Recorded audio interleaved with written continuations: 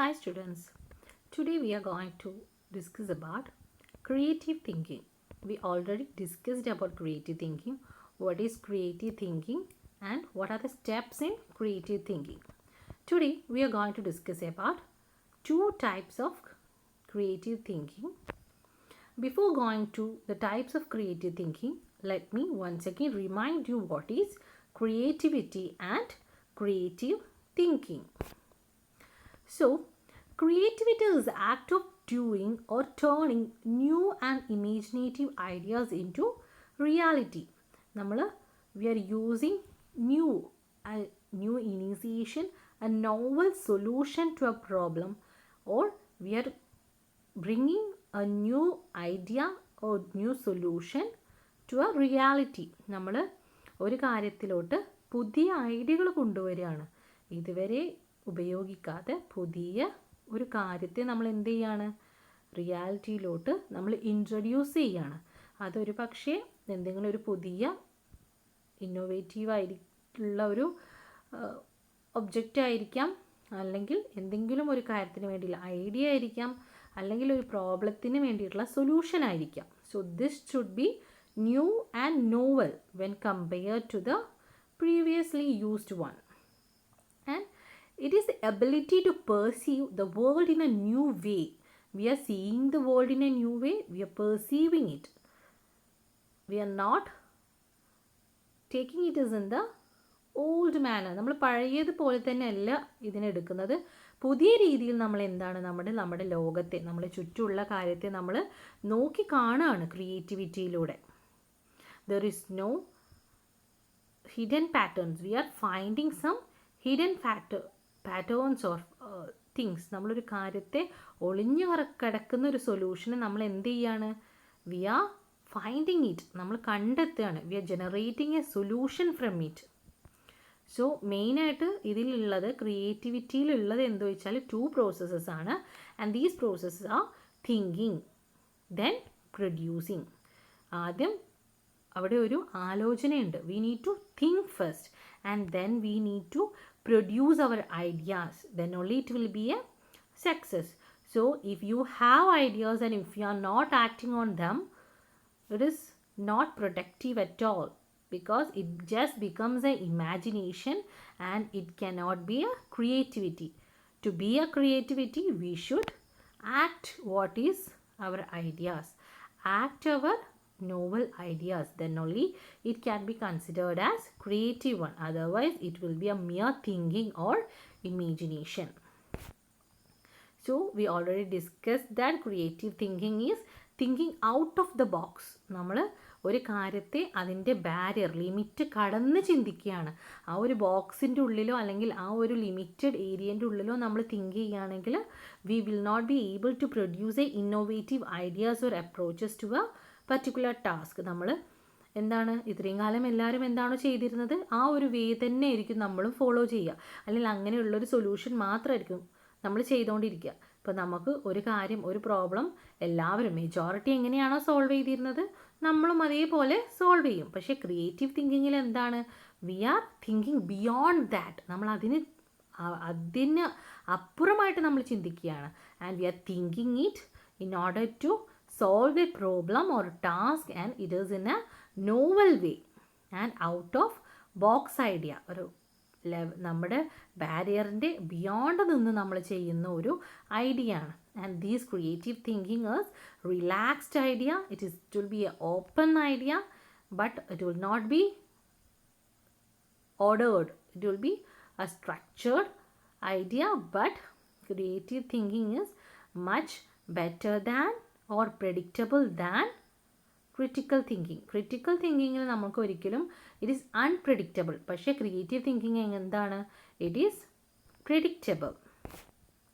Now let's look what are the 2 types of thinking or creative thinking.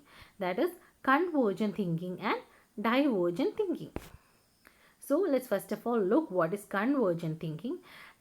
It generally means the ability to give the correct answer to standard questions that do not require significant creativity. This logic idea is something logic. It is something reasonable. നമുക്ക് പ്രത്യേകിച്ച് creativity ഒന്നും ആവശ്യമില്ലാത്ത ഒരു കാര്യമാണ് കോൺവേർജൻറ്റ് thinking എന്ന് പറഞ്ഞാൽ. അവിടെ ഒരു ഡയറക്റ്റ് തിങ്കിങ് ആണ്. ഇതൊരു സൊല്യൂഷനാണ്, ഇതൊരു പ്രോബ്ലം ആണെങ്കിൽ അതിനൊരു സൊല്യൂഷൻ ഇവിടെ ഉണ്ടാവും. ഇതൊരു ക്വസ്റ്റ്യൻ ആണെങ്കിൽ അതിന് കറക്റ്റ് ആൻസർ എവിടെ ഉണ്ടാവും? ഇവിടെ ഉണ്ടാവും. അപ്പം ഒരു സ്റ്റാൻഡേർഡ് ക്വസ്റ്റ്യൻ ഉണ്ടാവും, അതിന് നമ്മളൊരു കറക്റ്റ് ആൻസർ കൊണ്ടുവരുന്നു. There is nothing related to creativity. And examples for converging thinking are multiple choice test. നമുക്ക് ഒരു ക്വസ്റ്റ്യൻ ഉണ്ടാവും, അതിന് കറക്റ്റായിട്ട് ഒരു ആൻസർ ഉണ്ടാവും. പക്ഷേ ക്രിയേറ്റിവിറ്റീൻ്റെ കാര്യത്തിൽ എന്താ, കറക്റ്റും റോങ്ങും ഉണ്ടാവോ? ഇല്ല. It is subjective. അത് ഒരാളുടെ ഡിപ്പെൻഡബിൾ ആണ്, ഒരു ഇൻഡിവിജ്വലിനെ ഡിപ്പെൻഡ് ചെയ്യുന്ന കാര്യമാണ്. It is subjective. Creativity is always subjective and we cannot say this is the right answer for the idea or the solution, this is the right idea. It is subjective. But here it is, what is here for convergent thinking? It is direct answer for direct question. Spelling test are there, max quizzes are there, and vice etc. So when we say about convergent thinking, it is a direct one. It is very direct one. There will be a wide variety of information and we reach to a specific direction by filtering many information. We will be reaching to a final answer, or we will be finding a specific answer for a question. And here it is that it actually means the ideas that best meet the requirements. നമ്മുടെ ആവശ്യങ്ങളെ meet ചെയ്യുന്ന രീതിയിലുള്ള കാര്യങ്ങളെയാണ് നമ്മൾ എന്ത് പറയുന്നത്, convergent തിങ്കിങ്ങിലൂടെ പറയുന്നത്. And next one is divergent thinking. Divergent thinking, from the name itself it's clear that we are diverging. നമ്മൾ മാറിപ്പോവാണ്. What is diverging? There is a change in the direction. So എവിടെ നിന്നാണ് നമ്മൾ മാറുന്നത്? we are generating a novel idea or creative idea by exploring the possible solutions. So here it is not we are not giving just an answer for a correct question, but we are exploring. ഈ divergent thinking എന്ന് പറഞ്ഞാൽ അവിടെ ഒരു exploration ഉണ്ട്. നമ്മൾ ഒരുപാട് സൊല്യൂഷനിൽ നിന്ന് ഒരു പോസിബിൾ ആയിട്ടുള്ള സൊല്യൂഷൻ കണ്ടെത്തുകയാണ്. എങ്ങനെയാണ് കണ്ടെത്തുന്നത്? എല്ലാവരും കണ്ടെത്തിയ രീതിയിലല്ല നമ്മൾ കണ്ടെത്തുന്നത്. We are thinking out of the box. നമ്മൾ പുറത്തുനിന്ന് ചിന്തിക്കുകയാണ്. We are finding some creative or novel ideas for the problem. So actually this divergent thinking happens spontaneously. It is not pre-planned. ഇതൊരിക്കലും pre-planned അല്ല. It is free floating and it comes spontaneously. അത് പെട്ടെന്ന് വരുന്നതാണ്, അല്ലാതെ ഇത് already pre-planned ആയിട്ടുള്ള കാര്യമൊന്നുമല്ല. And it is A very special cognitive ability. So നമുക്ക് എന്താണ്, നമുക്ക് എത്ര വേണമെങ്കിലും ഉള്ളോട്ട് പോയി ചിന്തിച്ച് നമുക്കൊരു പുതിയ ഐഡിയ ആയിട്ട് പുറത്ത് വരാം. A wide variety of opportunities R therefore what, exploration. അപ്പം നമ്മൾ ഈ ഒരു ആരോ നോക്കുകയാണെങ്കിൽ നേരത്തെ എങ്ങനെയായിരുന്നു, ഒരുപാട് ഇൻഫോർമേഷൻസിനെ നമ്മൾ ഫിൽട്ടർ ചെയ്തിട്ട് ഒരു സ്പെസിഫിക് സൊല്യൂഷനിലോട്ട് എത്തുകയായിരുന്നു കൺവേർജൻറ്റ് തിങ്കിങ്ങിൽ. ഡൈവേർജൻറ്റ് തിങ്കിങ് എന്ന് പറഞ്ഞാൽ അങ്ങനെയല്ല. നമ്മൾ ഒരുപാട് മേഖലയിലൂടെ എക്സ്പ്ലോർ ചെയ്തിട്ടാണ് നമ്മളൊരു കാര്യത്തിൻ്റെ സൊല്യൂഷൻ കണ്ടെത്തുന്നത്. നമ്മൾ പല രീതിയിൽ ചിന്തിച്ച് നമ്മളതായിട്ടുള്ള പുതിയൊരു രീതിയിലുള്ള സൊല്യൂഷനാണ് എന്ത് ചെയ്യുന്നത്, കണ്ടെത്തുന്നത്. So what is the difference between a convergent thinker and a divergent thinker? A convergent thinker will be always logical ആയിട്ടാണ് കാര്യങ്ങൾ എടുക്കുക. മോർ ഒബ്ജക്റ്റീവ് ആയിരിക്കും, depend on the informations, and it is more giving more importance to the intellectual abilities. We are more going to the realistic world. It is planned. Most probably it is planned. It is discriminative. There is a structure for everything. ഏതൊരു answer ആണെങ്കിൽ അതിനൊരു structure ഉണ്ട്.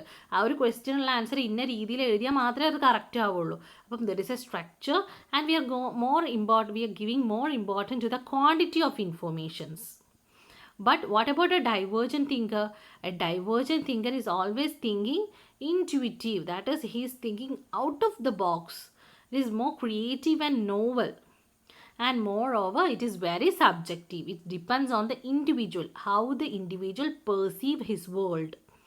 There is emotional elements, there is imagination, there is it is impulsive because it is spontaneous. So we can say that it is impulsive and it is holistic. It is focusing on a lot of informations. and is this freewheeling or free floating, and moreover we are giving importance to the quality of information rather than quantity of informations.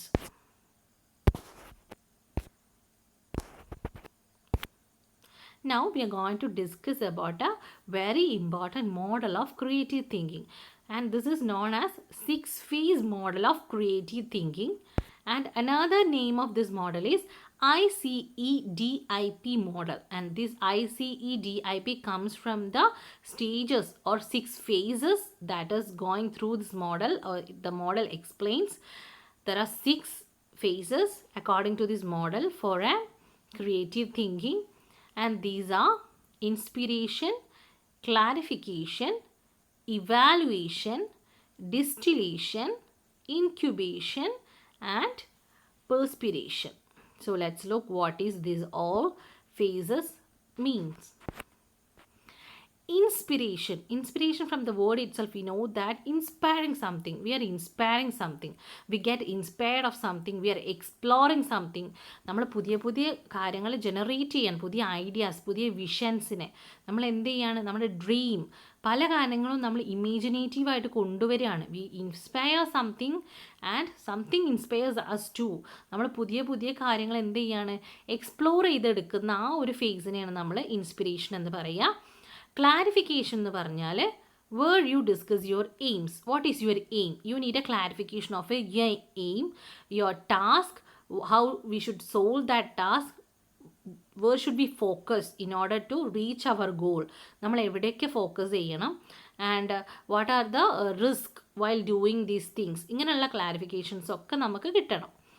Third one is evaluation. Evaluation എന്ന് പറഞ്ഞാൽ നമ്മൾ ഇപ്പോൾ നോക്കിക്കൊണ്ട് ഇരിക്കുന്ന കാര്യങ്ങൾ, നമ്മളിപ്പോൾ collect ചെയ്യുന്ന informations, ഇതെല്ലാം whether it fit for the solution, നമ്മൾ ഉദ്ദേശിക്കുന്ന ആ പ്രോബ്ലത്തിലോട്ട് എത്താൻ നമ്മളെ സഹായിക്കുന്നുണ്ടോ, അതിന് നമ്മൾ ഇവാലുവേറ്റ് ചെയ്യണം. അല്ലാതെ നമ്മൾ ഒരുപാട് ഐഡിയാസും ഇൻഫോർമേഷൻസും കളക്ട് ചെയ്തിട്ട് കാര്യമുണ്ടോ? ഇല്ല.